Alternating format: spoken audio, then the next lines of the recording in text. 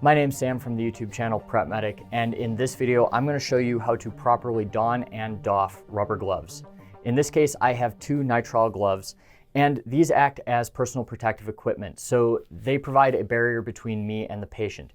These are not sterile gloves, and it is okay if the outside is touched. When we're putting them on, it's a pretty simple process. Most of these will be ambidextrous, so it doesn't matter which hand's which.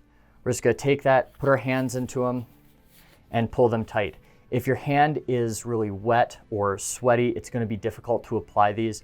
I've noticed sometimes if they're a little bit wet, it's harder to apply if they're very wet. So if you have a sink, you can run them under the sink and apply these a little bit better.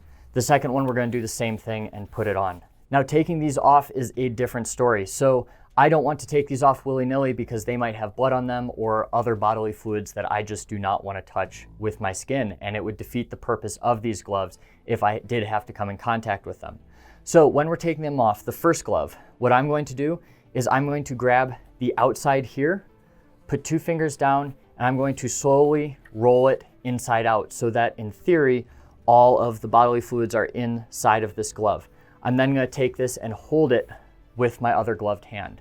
Now on this hand, I'm going to take 2 fingers and I'm going to slide them under the nitrile glove, so the part that was touching my skin, and very carefully I'm going to roll this up, encasing the other glove in it, which forms a bag that I can then throw away. For more medical how-tos, check out the other videos in this series. Otherwise, you can follow me at Prep Medic on YouTube or on Instagram.